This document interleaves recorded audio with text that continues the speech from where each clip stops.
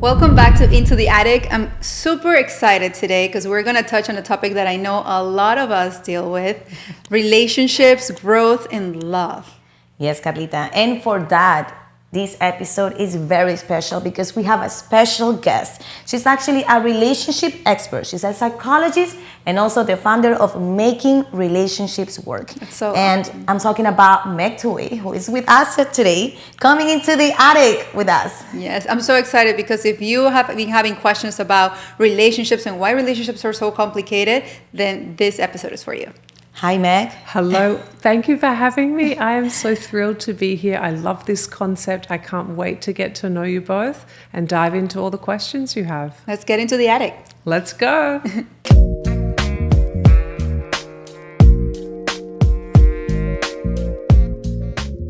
Hello. Thank you for having me. Thank you for coming. So, a lot of our audience, right? And a lot of the conversations that we have with people are around dating, relationships, and sometimes how those relationships can get very complicated. It just seems like in today's day, everything that has to do with dating and making a relationship last, it's either burdensome or it's very heavy or it can be very hard, So tell us a little bit about, before we dive into everything that has to do with that topic, how did you start it?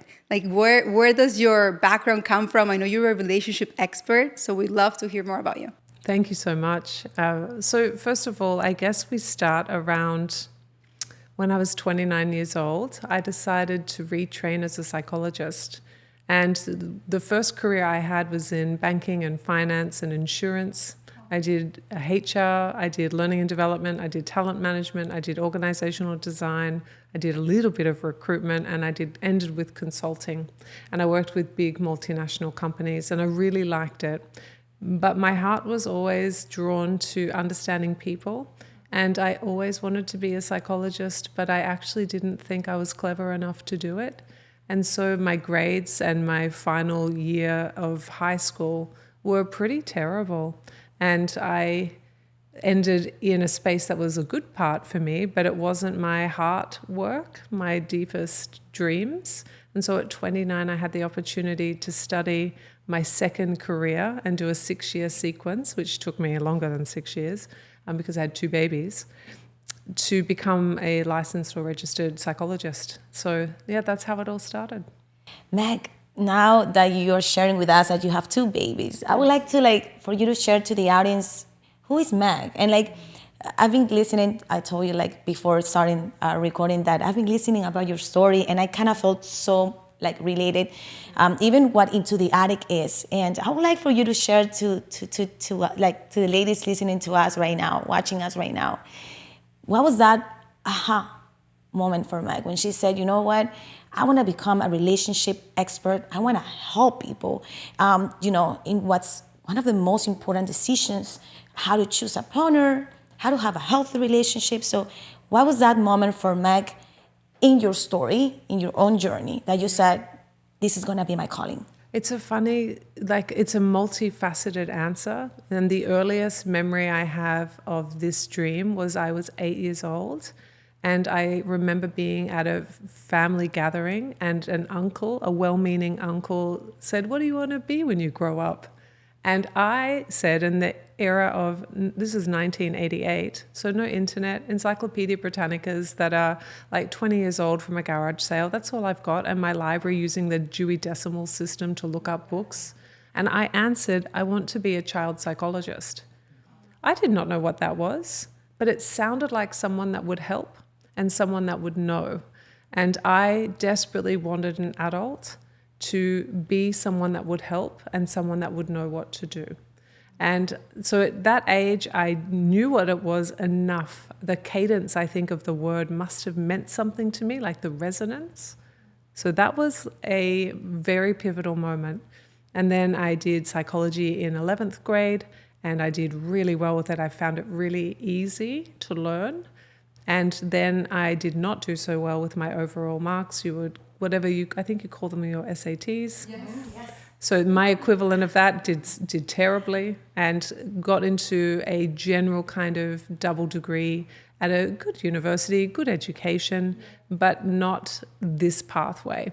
And so as I was growing through my next 20 years, I guess where it ended, or where it became clear, was that I had a whole lot of questions that nobody could answer for me about why the context I came from happened. Okay. And so then I was like, well, I want to know.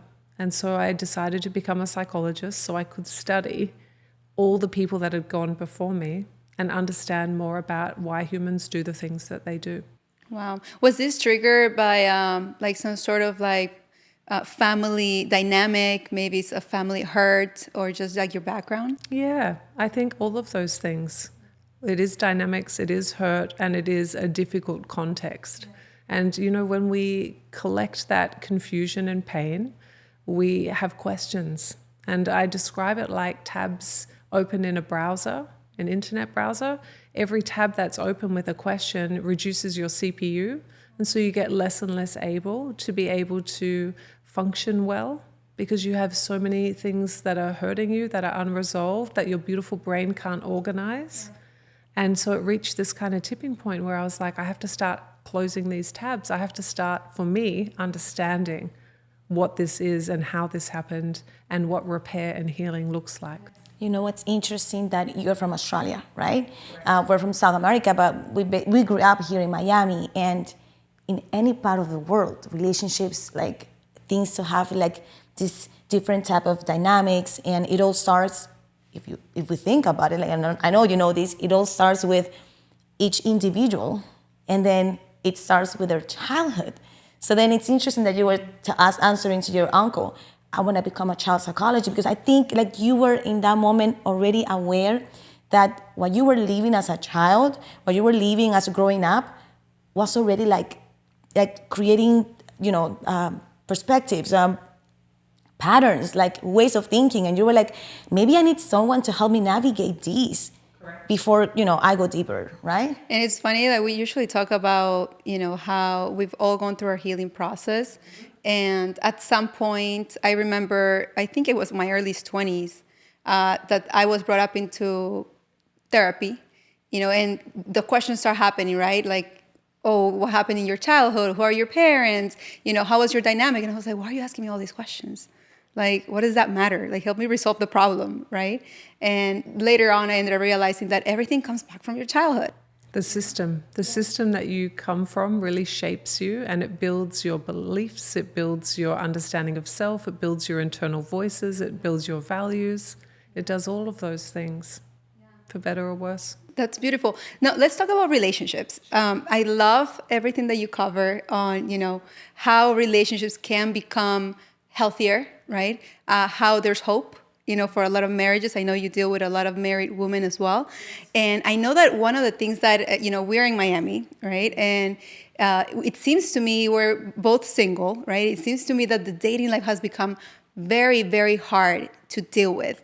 And a lot of people would probably say like, is there hope in dating? Because in our age, we're in our mid-30s, people are getting married way later, after multiple relationships, right? So what do you think, this is becoming, maybe dating has become so hard? Why do you think that's happening? Well, dating has really changed since I was last in the dating pool. So I met my husband 21 years ago. And so that was pre-Facebook. Okay? And so it was very different. It was the old way of we met at a bar. And then the dating the dating sites started not long after that, but there was a stigma. It was a certain type of person that used dating apps. And then it turned into, well, actually, it's all right to meet someone on a dating app. And then it turned into Tinder, which was like super exciting. And then it turned into all the things that we know.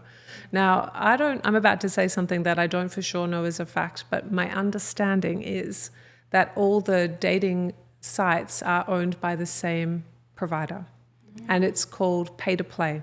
So my understanding, and I could be wrong, is that it looks as though you're going to be matched with someone when you are encouraged to set up the profile, and then when you go behind the paywall, it starts to dissipate into not muchness. That's my understanding. The other piece that I understand through dating is that there is a resurgence into meeting people in real life. Singles events, showing up, practicing confidence, practicing flirting, practicing openness, looking for the whole person, not a list of things. The checklist. Yeah, and in doing so, you're recognizing that as you meet somebody, perhaps later in life, perhaps in your 20s or your 30s, because I met in my early 20s, perhaps you're meeting later than that, then you've had the bumps, you've had the bruises, and you've got the wounds, and they're not really repaired, and neither is the other person. And there can be this worry from a male perspective that approaching somebody they might be brushed off, or have I got it right? I'm not sure. And from a female, there can be often pretty high standards, and the defense is there because I don't want to be hurt again. And that can be true on both sides from males and females. And so dating landscape is shifting, and it's shifting, my understanding is, back to practicing in real life. You know, something that you made me realize about is like these dating sites and apps, they have like an algorithm in the way that it works, it tries to match you with people that have similar interests with you, people that are looking for the same things that you're looking. So there comes the checklist, you know, like, is he a Christian, he's working, he wants kids, does he smoke, does he drink? But at the end of the day, a relationship is more than that. Because, you know, even if you meet a person in a restaurant, in a coffee shop, in a bar, or through a friend, maybe, you know, there's some conversation that is going to flow because you guys are connecting, because you're going to have the same interests. But what's actually a relationship, Meg? Like, when it comes to the moment of saying, hey, you know what, let's start dating, let's start getting to know each other, let's try to make a relationship work.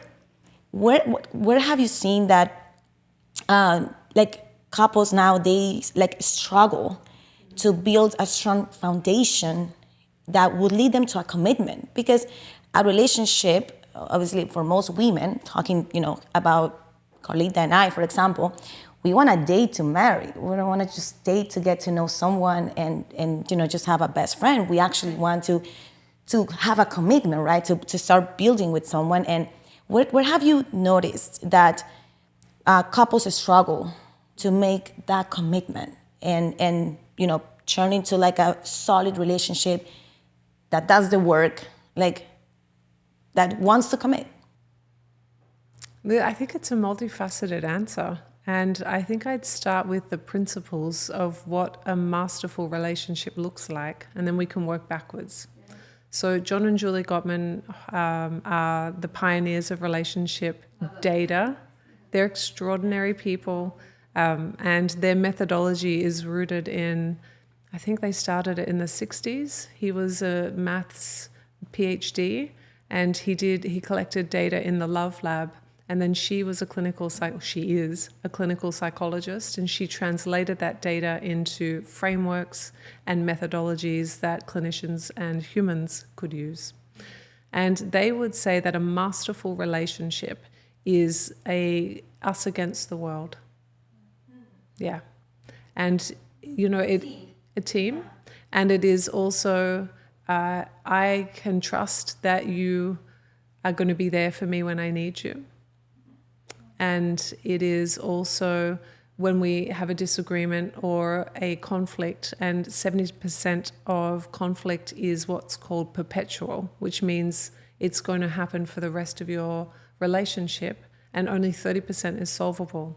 So when we inevitably hit our conflict, you're still going to remember that I'm a good person and you're a good person. That's masterful relationships. Yeah. I would say that I know nowadays, I've heard about the Gottmans, and they usually talk about the bits for connection, you know, and finding those like unique moments to just get closer. You know, it doesn't have to be something very crazy, a trip, or like, you know, something huge where sometimes we fall into the thing like, I have to like, wow, this person, right? And it's more about the small little moments that you can actually connect and like make things, you know, happen. And they're so important, especially when you're in a relationship, you know, when you lose, you know, those emotional connections for one another, I think like the relationship can get lost easily in the, you know, the randomness of things, right? Yeah, small things often is the motto. And I think it comes back to being present. And why am I saying this? Is because one of the things that they say is like sometimes you may miss an opportunity for a bit of connection because you're so much into the moment that maybe the person is like, oh, you know what? I used to paint when I was a little kid. And you go like, yeah, let's continue painting the living room, for an example, right? And then a simple question of like, really? Like, what made you stop? And like, tell me one of the things that you painted when you were a little boy.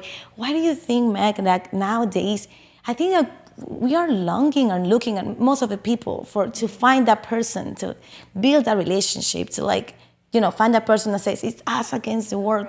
What do you think it's like not allowing us to actually, stay there, or like, what is holding us back, Meg? Like, since you've been, as a psychologist studying and also listening to different couples. Well, do you know what I might do? I might say, what's your hypothesis about why you haven't found your us against the world partner? Wow, me? Oof, okay. I can get comfortable in here. So, no, it's a good question because I actually realized that I grew up very getting used to feeling lonely. And I'm saying like feeling lonely. Middle child, parents separated, four sisters, and I grew up kind of like being on my own all the time. And I realized that desire of finding my person to go everywhere made me always choose people that I will connect with and that will make me feel, oh, they are my best friends.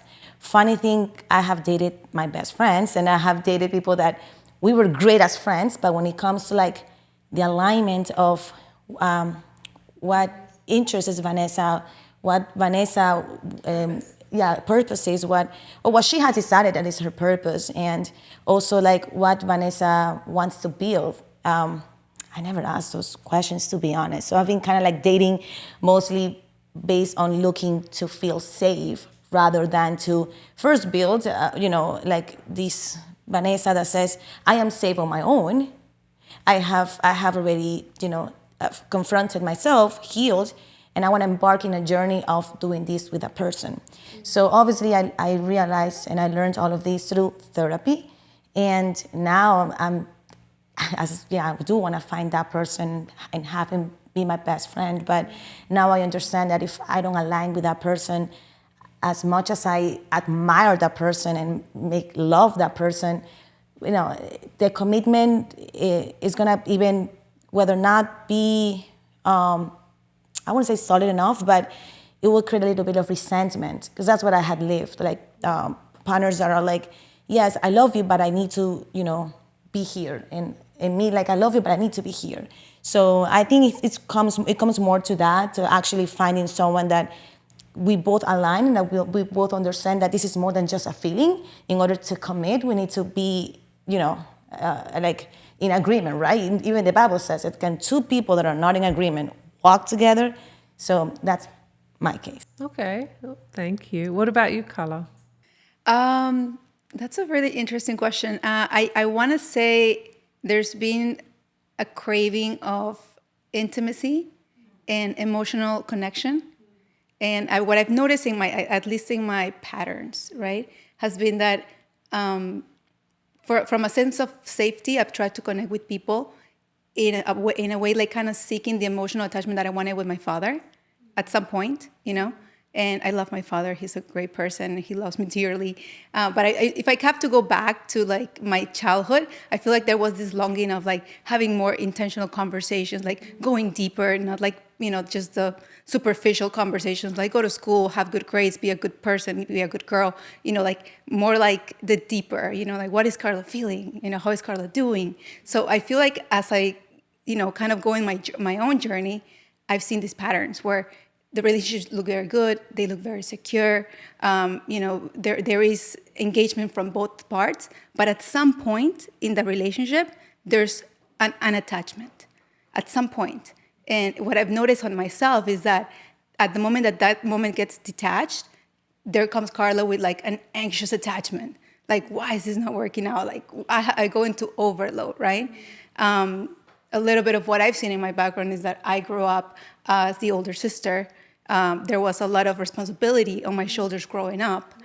So there was this whole thing of being like the caretaker, the nurturer, like I want to hold the home together, so I seek that. I seek for that in relationships where I'm like, I can do this, I can do that, I can hold everything together, right?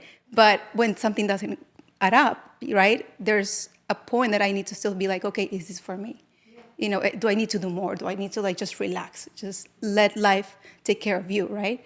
So that's what I'm still in journey. So I know that I'm doing therapy actively. So I know that I'm consistently finding out more things. Well, both of you are really articulate about understanding yourself, and that is such a beautiful thing. It is a complicated 2 answers, though, isn't it? Yeah. So if you could, and that's all right, no, that's normal, but if you could distill it into a word, for each of you, about how would you distill that complicated, nuanced, appropriate answer each into a word that's kind of in the way of you finding the dance partner, the us against the world person that you dream of? I can say. Because I was actually thinking about that today. I was like, Manny, to me, I lacked commitment. I lack commitment. I've talked about getting married with all my partners. And at the end, the person to start taking the step back has been me. And I realized it's commitment, but I think it's because it was a fear. It was a fear of but it was a fear that had a base. She's my best friend, she knows. But I think like that, and that's why right now I'm committed to my journey. That's what I had to do first, and really I believe I'm gonna find the person that is also gonna be committed to his journey, and I hope, right, Meg? Pero I realize it's from my end what was holding me back was commitment, and I think until I do not spend even a little more time on that journey, I cannot offer that. I cannot offer that right now. Okay, so beautiful. That's such great work. We're going to hold that. I'm going to, if it's all right with you, Karla, ask if you could distill down into one word. I want to say it's fear. There's fear for sure. That encompasses too many areas, but I think it has been that. Okay. So I'm going to offer you both an exercise and, of course, our listeners an exercise. So the thing I can do with you, Vanessa, is I can work with your word commitment because it's neutral to positive. But fear is in the negative. So Karla, I need you, and I can help you, flip it into what it is you do want, which is not fear. So what it is you do want is probably a word like safety, belonging. Yeah, safety for sure. That was the one that I was gonna say, not the fear one. I was gonna say I would love to feel safe. So yeah, that would be it. All right. So one of the principles that works in terms of healing a beautiful soul is to be able to understand what it means for each one of you as it pertains to the topic. So what we do is we turn your word into a question. And I'm going to give you both a question. And I don't need you to answer it here. It's going to be your own, you don't want to do your work on the internet. But you can have it as homework. And also, for everyone listening at home, you can put your own word into the structure I'm about to give you. And then your job is going to be to answer that. Okay? And I'm going to teach you how to answer that. So the question that I'm going to give for you, Vanessa, is what does commitment in my life and relationships mean to me? And then, of course, for you, Kayla, did I just say the right name? I just knew I said the wrong name. For you, Karla, please edit that out. For you, Karla, yours is going to be what feeling safe in my life and relationships means to me. And they're really simple sentences, but what you're going to do is you're going to get a pen. You're not going to think about it, because when we think about it, we get stuck in ruminations and we can't see it. We can't get a 10,000-foot view. And you're going to write it out, and you're going to write until you have written everything. All of it is going out on the page. And then You might need a little rest. So you might have a cup of tea and you might put your feet up, or you might do some exercise, or you might go for a swim, or you might need a hug. And then you're going to go back, and with a different color pen, you're going to add a lot of empathy, because there's going to be pain in that. And you're going to say, Vanessa, for example, we just met, so I'm making this up, listeners. This is not literally true, but I could guess in general from the women I've worked with some themes. So you might have written, I really want to feel like I can trust myself to commit to something, and I can trust that that other person would be there. And I know that I have this experience and this experience and this experience where that didn't happen, and it really hurt and it's left me wounded.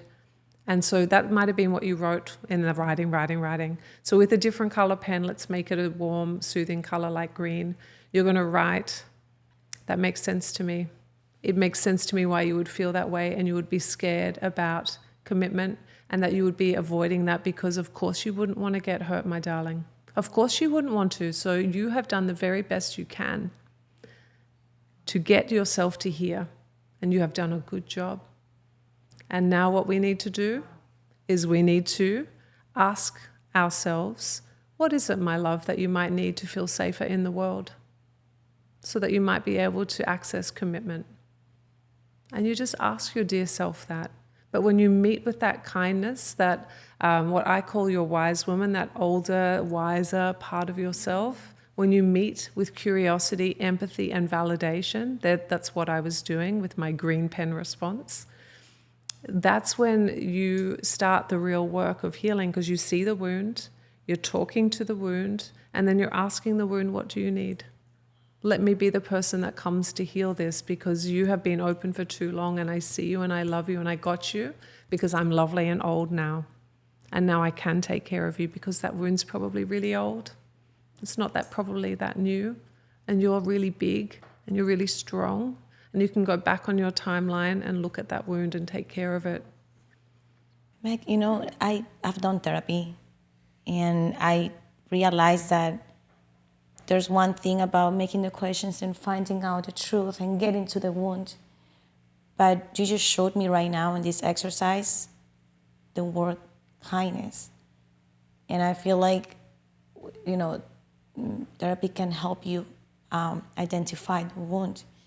But kindness helps to hug it, validate it and say, I would guess, my hypothesis is that no one came.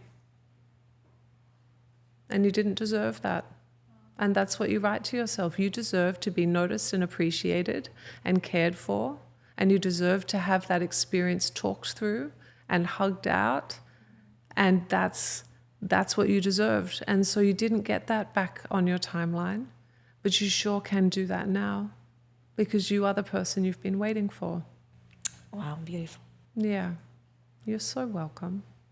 And my gift, if you would... I was going to cry for you. Would you... we can... I love you. I didn't bring that. Do you want to pause a minute? Are you all right? No? Listen, we're in the attic right now. This is what we do when we're sitting with women. So this is part of why we get together, because sometimes we have to talk these things out. We do. So Yeah, we really do. Yeah. We just miss the tissues. and the cafecito too. We usually have the tissues, the cafecito, we have everything together. We make it so cozy. So the women could just feel like, come with your pajamas if you want to come with your pajamas. It's fine. But that is so beautiful, and that is such a gift to the world. Yeah. So do you want me to do yours, or do you want to change topics? Okay, great. Just in case you want to... through it, but all right. Buckle up.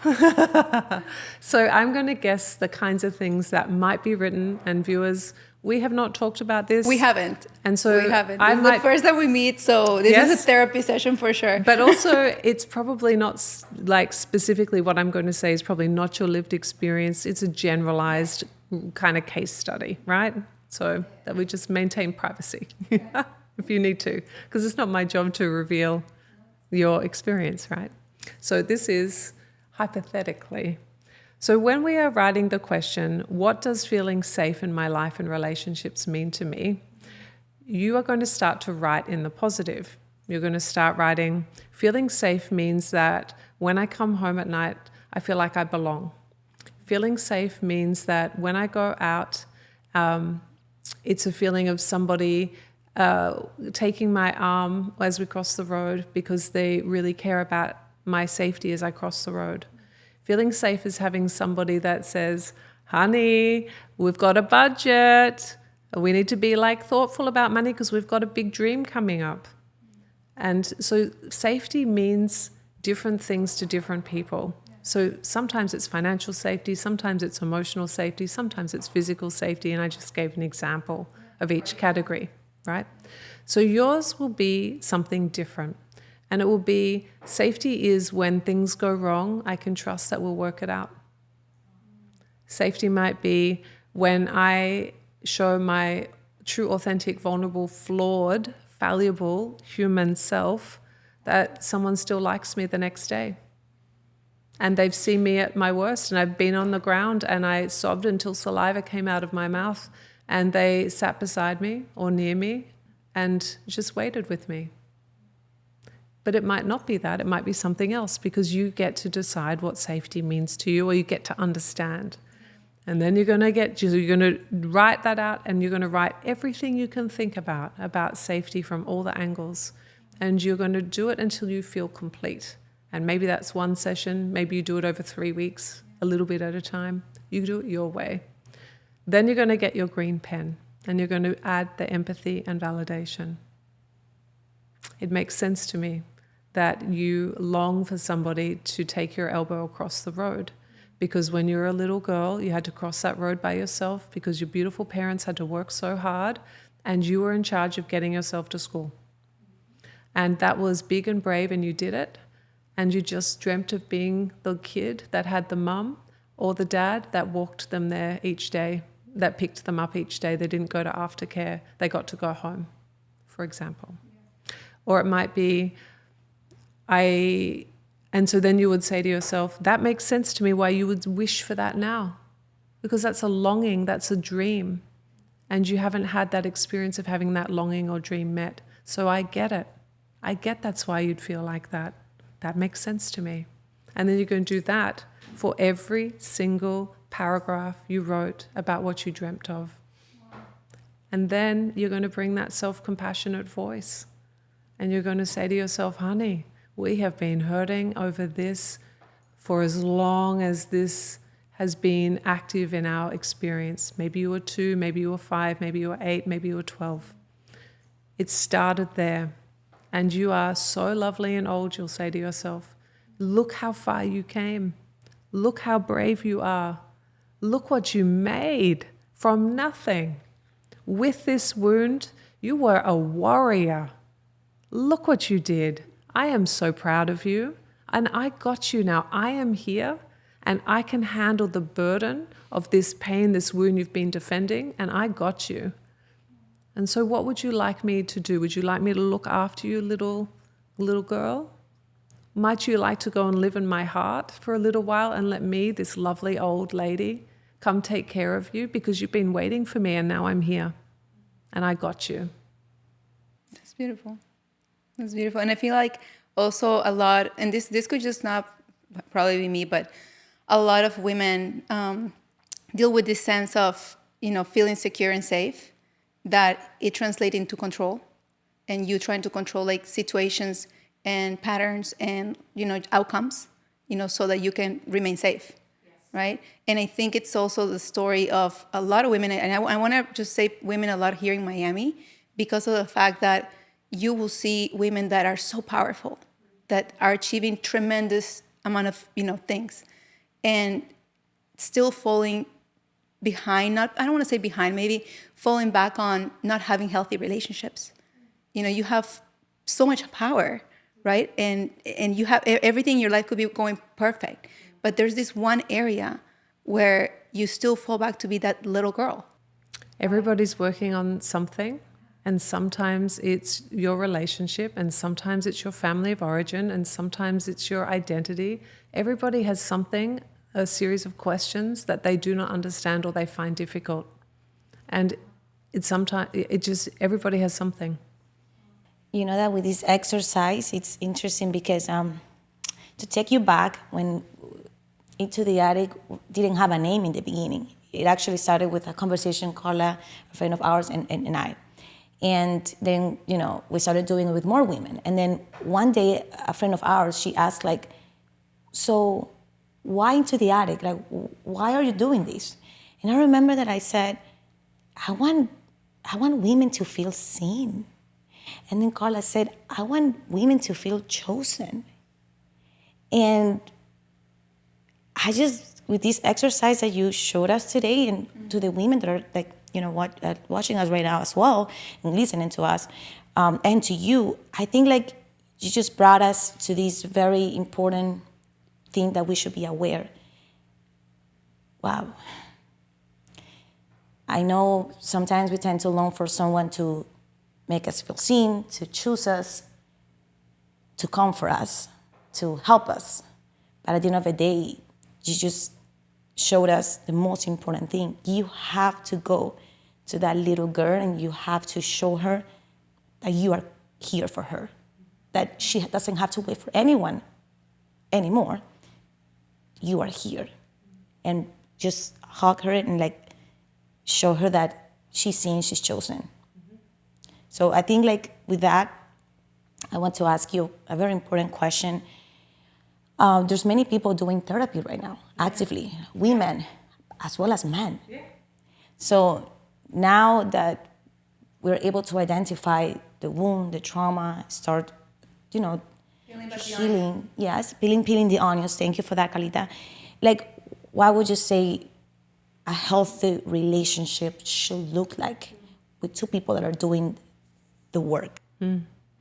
So I like to think of it, and for those who are listening, not watching, I'm holding my two hands up with my index finger pointing up and my thumb pointing out. So it would make an L on one side and an inverse L on the other. So I like to think of it as this. And so what this looks like is my two thumbs are joined in the middle and my two fingers are standing up straight. So we are connected, but we are independent. That is the formation of a masterful relationship. And as soon as one person leans on the other one, it cannot stand still, or the other one comes in, then when one goes down, the other one goes down. So you don't want that leaning on someone or merging into somebody, but you want to be on your own 2 feet, doing your own thing, but deeply connected.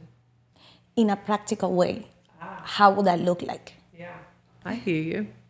Yeah, like tell me. Yeah, no, I'm learning. Meg, I'm here learning. Yeah, okay. I know that you've been touring around, but we wanted you here because we were like, definitely we need to have this conversation for the many women that, listening to us. My pleasure. So let's talk practically what a masterful, because this is a masterful relationship, and what we need to start this conversation with is that relational mastery, or relationships, are our greatest teacher in this life. And so you two are exceptionally masterful at friendship, okay? And you two are working on your relationship with intimate partners. Some people are masterful at intimate partner relationships and less talented or less developed, better word, use that one, less developed at friendships or family relationships. Because if you think about it, relationships, there are all different kinds. And so when you are feeling like you want to develop an area, you need to recognize that you already have strengths in your relationships elsewhere. And so you want to look at the things that you're really good at. So you two have a beautiful synergy, a beautiful energy, and your ability of your intimacy as friends. You finish each other's sentences, you know where each other is. You do. And right. And so I just met you, I can read that. That is the foundation of a really lovely, intimate relationship with a man. So you guys both have a lot of skills that perhaps you just need to grab and pull across to the category of dating a man. Interesting. You see? You do find somebody like me, and I need to find somebody like you. But I haven't answered your question, have I? No, because you said this, right? And I said, like, you finish each other's sentences, and my ex boyfriends used to say that, like, stop finishing my sentences. So why I keep asking about this is because I feel like I'm able to build great friendship with my partner. I feel the independent part. I think that's a little bit difficult for me. So what would be a great advice that you could give someone like me that is kind of like, yeah, like, having to, because imagine, they always taught us like, you're supposed to be like a triangle. So now that you're telling me this, it's like, oh. Well, there's a reason why there's a triangle. Tell me about the triangle. Sure. So the reason why we say a triangle is because, we're both Christian. So our main relationship was with God. So the closer that we're with Jesus independently, the closer that we're going to, like... The purpose part. As long as, like, our partner and I and us are, connected to Jesus, the closer that we're going to be connected to each other. So that's why. So that totally works. For that model, for that idea, that can stand alone, and mine can stand next to it. Yeah. Oh, perfect. Yes. Okay. Yeah. So God is still with you. I just am only talking about two people, and maybe underpinned by God. Yeah. So yeah, the idea is, how do you find your own 2 feet? And how do you stand on your own 2 feet and have your hand out and say, let's go do our life. Let's do our life together. And so that's that openness to practice vulnerability. And there was a question before around protection. And when we get wounded, and all of us have wounds, some of us have very thin skin because it hasn't quite healed. And some of us have kind of normal, healthy skin because we've had good experiences, When we are feeling like it's not safe, or perhaps I'm not sure if I want to commit because it's probably not safe, right? Probably both of these are safe, have safety elements. We have a defender. The part of us is the defender. And that defender says, you better earn it here, or you better show me your statistics before you can come in. And that defensiveness is, I don't mean it in that you're combative. Right. I just mean that there's an armor. You're guarded. And so it's really hard to connect with someone when there is a guard up. It's hard to find them. And I think with men, and I know that our podcast is mainly listened by women, but I also want, like, since, you're also a psychologist, like, can you tell us in your experience, like, listening to men, is it like they find it harder for them to, like, let down that guard? Because... Become more emotionally connected. Yes. Like, to deal more with this emotional work together, because at the end of the day, that's what you want. You want to sit down with your partner and be like, I just think I came to this idea about me and about my childhood, like someone to talk to while you discover yourself, right? Yes. So I'm going to answer that in a different way than you might expect. I don't think your partner is going to be everything to you. They're going to be your partner, and they're going to have some shared interests, and they're going to be on their own 2 feet doing their own thing. And your deep intimacy may be met by that person. That's plausible, it's possible, it happens. And it also might need to be met by multiple other people. We don't just want to be in a space where it's just one person that we're relying on for all of our needs. We actually want to have a lovely buffet. Yeah? And so we want to have deep intimacy with our friend, partner, husband. And we also want to not make them responsible for everything. I saw a video that you made that was so perfect. You said you were kind of like making a joke about how people sometimes feel like, their person needs to just get them. If it's the right person, they should just get them, and it should just flow easily. And there should be no conflict, or there should be no uneasiness. And you're like, no, that's not the reality of things. That's not an actual true relationship that you can build intimacy through. 70% of conflict is perpetual, which means you're going to have it over and over and over and over and over again. And so it is with friendships, so it is with families. That is normal. And we don't really know that. And so then we assume that it's their fault because it hurts if it's our fault. And so we make a story. Well, if you would just think about me and put the dishes in the sink, then I wouldn't have to come home and see the dishes not put in the sink. And when I see those dishes there, what it means to me is that you don't care about me. But do you hear that that's a story, but do you hear that it's means to me? And remember, the exercise I gave you is, what does safety mean to me? What does the dishes on the sink mean to me? Well, it means that you don't care. Well, does it? Does it really mean that?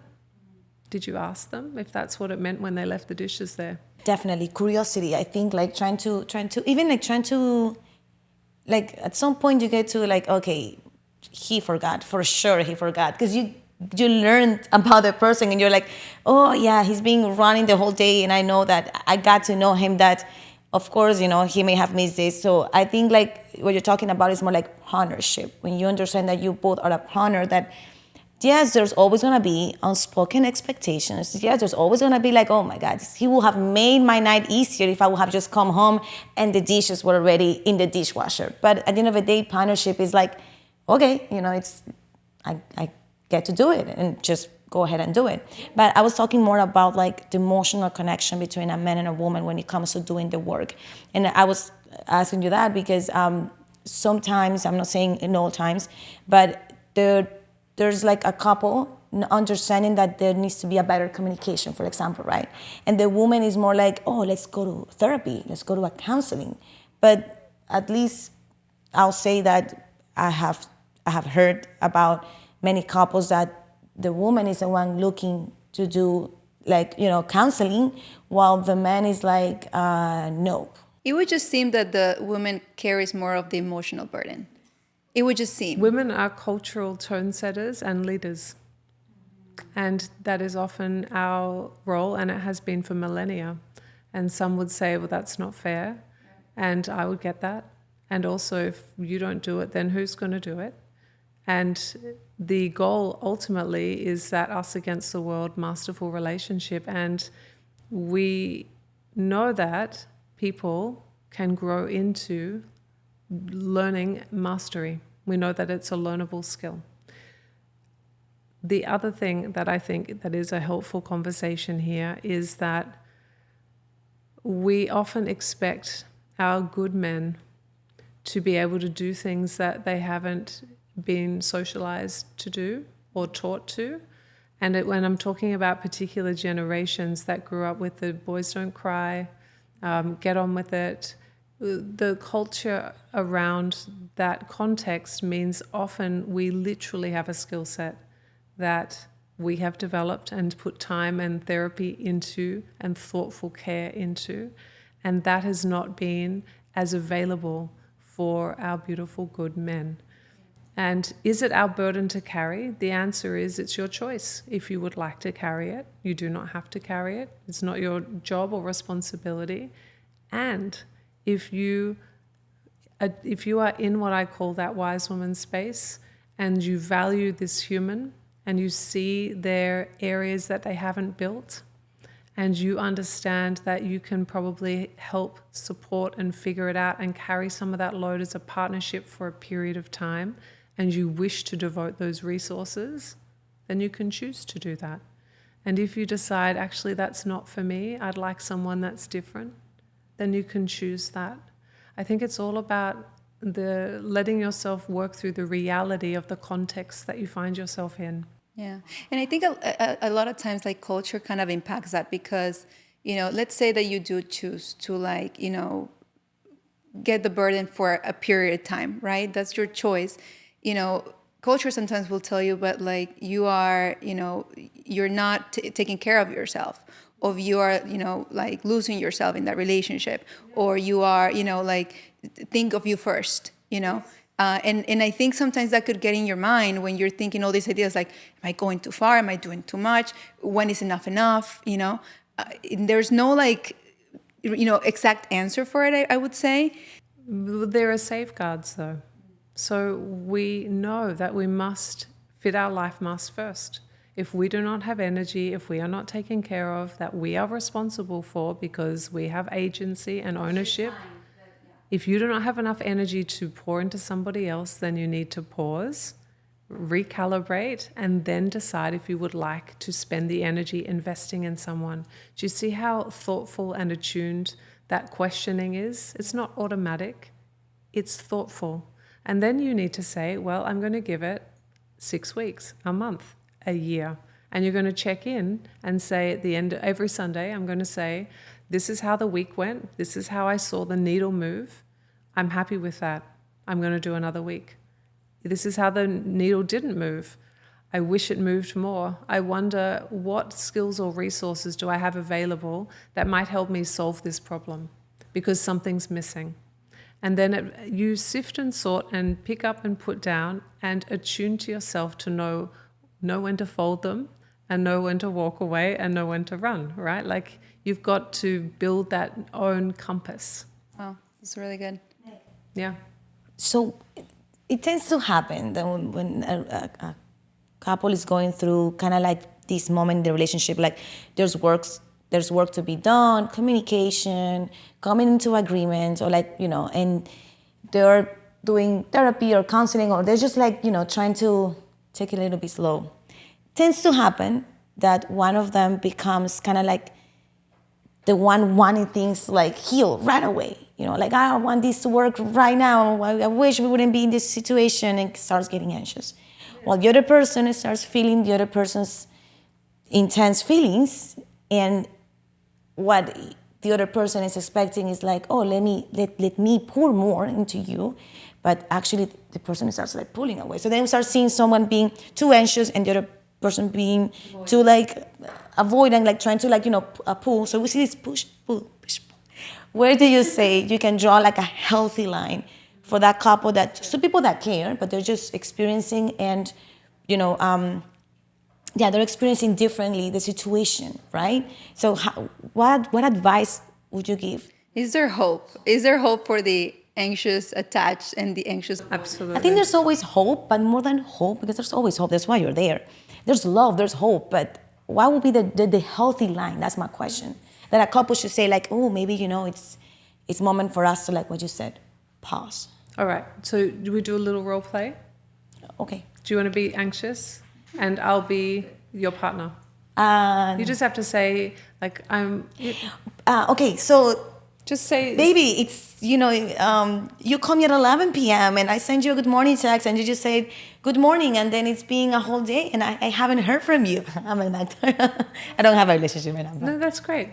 So what would you dream of is probably me reaching out and holding your hand and saying, I missed catching that text. I only wrote good morning and then I just didn't pick up the phone and that must have worried you. I'm sorry.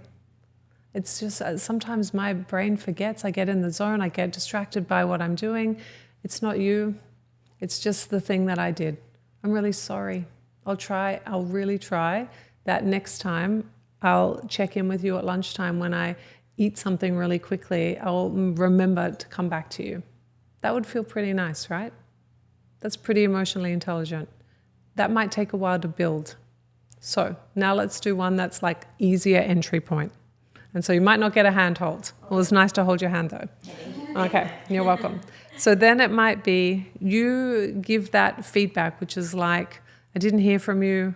And what you're really saying is, I was worried and I missed you. And what you're actually really saying is, I feel good when we're connected. And so what we want to do is turn the anxious worry, because there's a lot of, do you remember how I flipped the word from fear to safety? So a lot of that is fear-based language patterning. It's not enough. I feel worried. It's anxiety, right? You didn't say I wish you were here. You were like, I want you here kind of thing. So we want to turn that distill down into the one or two words of what it is you really are dreaming of. What's interesting is that in this situation, the two people in the relationship are feeling a burden.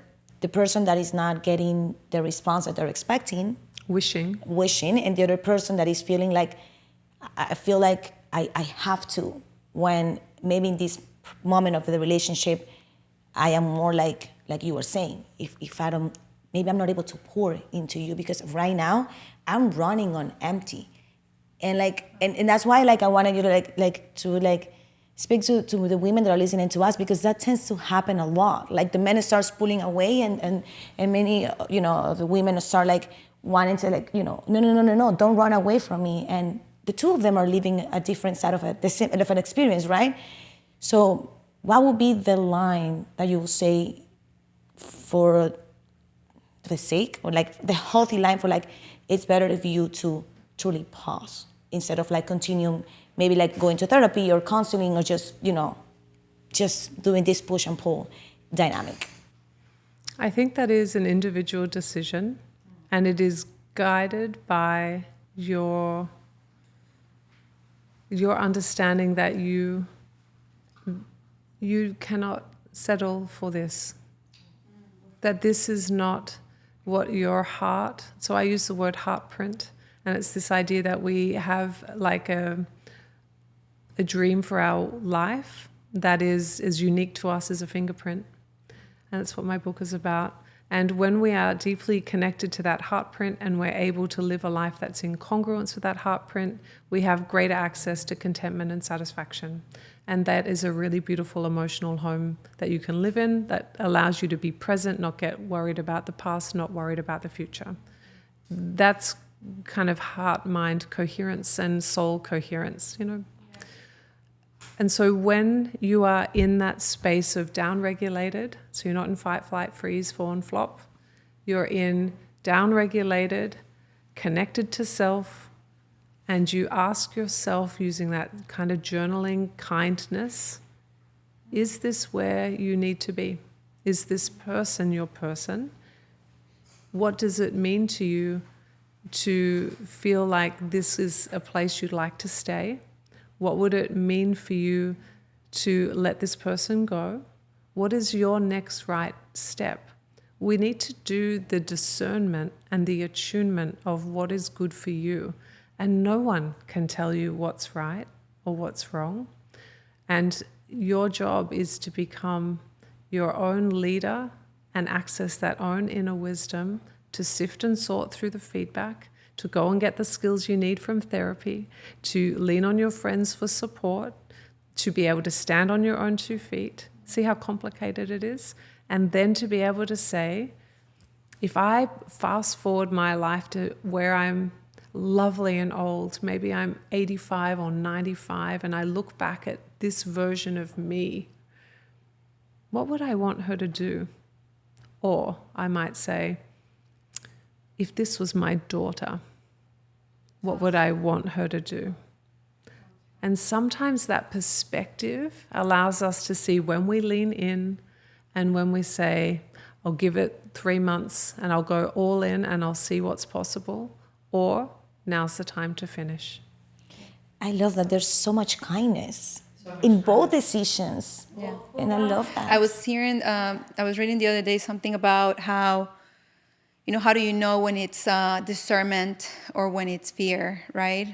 When you just have this inner knowing that, when it's a time to walk away, or when you're making decisions out of fear, right? Because you're right, there's a lot of wounds, right? And I've usually seen this dynamic, in relationships. And again, I'm coming back to what we're usually seeing, on a day-to-day in our city. A lot of people running from relationship to relationship because of this pull and push, right? And then you either continue going on that pattern, but then you're like, maybe this is just, the Miami, this is just a city, this is how it is, right? But then I also see married people that maybe they got married quickly or, within, I don't know, they don't fall into these long relationships, right? But then they end up falling into the same thing within marriage. It comes back to not if you are married or not, it's just when is it gonna happen, It happens to every couple. Yeah, and it does. And Yes, it does. because your partner is your greatest teacher. And they do not have, you can have multiple partners and they can be all your greatest teachers, and a relationship can end and they can still be an incredible teacher.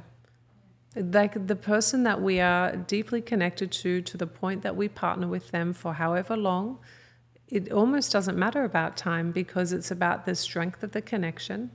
That person is a partner for us and a mirror, and our opportunity is to do the work on ourselves with what is reflected back from that relationship, to use the discernment about what belongs to me and what doesn't, and to do the work, to do the repairs on the wounds and the things we can control, and to notice the things we're trying to control that are not within our control. We cannot make anyone do anything. We cannot make anyone fall in love with us, and we cannot change anyone. We can lead, and we can have influence, and then we can make decisions with the data that we've got. There's a thing that we usually go in church, how when you're in marriage, it's like the highest form of sanctification, becoming more like Jesus, because that your husband, it's usually going to, like you said, mirror things that you need to heal through, Totally. right? And you to them. Yeah, and us to them, exactly. And it's the only way that if you're not put in those positions, right, in those opportunities for you to see that and to be able to grow closer, right, to each other, in a way becoming more like Jesus in those, and showing the fruits of the Spirit, right, like kindness, love, patience, slowness to get angry. It's like you start showing to that other person, right, the fruits of the Spirit, right? So I think it's beautiful that sometimes people think that, you need to be healed before a relationship. Like there's a lot of that talk where you're like, heal before you get into a relationship. But there's some things that you don't heal outside of a relationship. They only get triggered in a relationship. So you do what you can, and then you take your whole human self, which is very messy and very complicated and very normal, and the two of you try and work it out together and partner with each other the best you can, building your skills, building your trust, building your commitment, and you do the journey of life that way. And I would expand, even though I love what you're saying about a husband and wife, I think parents and child, I think siblings, I think best friends, all are mirrors. Yes. They all partner with us. Definitely. It's interesting because every time that I talk to my dad almost every day. And every time I talk to him, I see so much of me in him. And it's so comforting because he sees the same in me. He's like, oh yeah, I remember that I went through an experience very similar to yours. And then he'll start sharing about it, and I'll be like, oh, Dad, you were so brave. No, you are being brave. And it's so beautiful. But I definitely want to say that it's been so good to have you here, showing how important it is to be kind to each other and to navigate relationships, always understanding that we are individuals, we are the ones in charge of, give ourselves what we long for, and then choose a partner based on and you said it very clearly, is this something that at my age of 85, I'll be saying, what, I was choosing what in that moment was nurturing me, what in that moment was, was going aligned with what I wanted to build for what I'm now. And I think it's so beautiful what you just shared, Meg. I don't know if you want to bring any more, I wouldn't say advice, but light. We call here because the attic tends to be dark. So we always say that words of wisdom, of knowledge, like the ones that you're bringing, is bringing light to those emotional addicts. I feel like we just need to make peace with our fragility and with our flawed nature. Being a human is a difficult, difficult endeavor. And all of us are doing the very best we can. We have archaic wiring that we've had since man began, and we haven't evolved that wiring particularly much. So we're working with fight, flight, freeze, fawn, flop. Threat response is our main operating system. It's at the bottom part of our brain, and our brain's job is to keep us safe, and it chooses defense patterns to keep us safe, which puts up walls, which gives us immediate safety, but it does not allow for others to come in. And that's where loneliness lives. And so my invitation to you is to remember that you are flawed and you are wonderful. And my other invitation is to remember that the people that you love are flawed and wonderful. And our greatest opportunity is to learn and grow from the pain that we have, to use that pain and confusion, which nobody gets through life without, to use that at least for something that allows you to have an experience of growth from it. Let it mean something. Let it fertilize your next endeavor, your next opportunity. Let yourself grow beyond the limits that you currently are now by partnering with yourself and being gentle and kind and also encouraging. And each time you make a step towards the life that you want, each time you make a decision that moves you closer to the dreams that you have, I want you to notice and appreciate yourself out loud, not just thinking it. And I want you to be really specific. I want you to say something like, Meg, I just saw that you tried something new and that is outside your comfort zone and it cost you energy and you didn't have that much at the end of today and you did it. And I am so proud of you. And imagine if you were able to notice and appreciate your progress every day, what that might do for your belief systems, your sense of being cared for, and your own internal voice. So my invitation to you is to partner with yourself and extend your hand to those, and sometimes they'll take it and it will work, and sometimes they'll take it and it won't work, and sometimes they won't take it. And none of that is about you, unless you decide to sift and sort through the feedback and pick something up. And when you pick that thing up, you get to decide what changes you make, what that looks like, sounds like, feels like, the experts you bring in to help, and what skills you want to build. You are the agent of your own life, and you get to partner with yourself and God. If that's your belief system, if it's another word, that's okay. You get to decide what comes next, because you are more powerful than you realize. So beautiful. That's so beautiful. I feel like we all can heal in community. Ultimately, we could all heal in community, and life is about, not just yourself and, where you align on your own, but also what you're here to pour on others. Like what you're doing in your work, it's amazing. It's definitely there to help others. You started with that to begin with, wanting to see others, not being alone, right? That's right. And yeah, it becomes more about others rather than yourself. So that's beautiful. Meg, before we had to end the conversation, I don't want to, we want to stay with you, Meg. You mentioned something about your book, about the fingerprint of your heart. If you could just share a little bit about that, what does it mean? What is the fingerprint of your heart? Yes, so if we're talking about heartprint, it's the idea that you have a reason, a purpose, an expression of self that is unique only to you. And you might be like, yeah, but I have a twin and we're really similar. And I would say to you, yeah, but you're not the same. And I would invite you to start to be curious about your heartprint, what you're here to do, who you're here to grow into, and what might it look like if you were to expand into the next version of you. What kind of version of you would you be? How would you be thinking? What would you be doing? What would your feelings be like? What kind of job would you be doing? What kind of clothes would you be wearing? What kind of way would you walk? What kind of food would you eat? Who are you if you expand into the next version of yourself? And then the invitation is to start doing the next right thing, to allow yourself the gift of growth. So good. Meg Tui, it's been I'll say an honor, but at the same time, it's been so soothing to have you here, because you have brought so much kindness to the conversation, and conversations that tend to be very vulnerable, very sensitive. And you have just shared so much of what you've been doing for the women that are into the attic.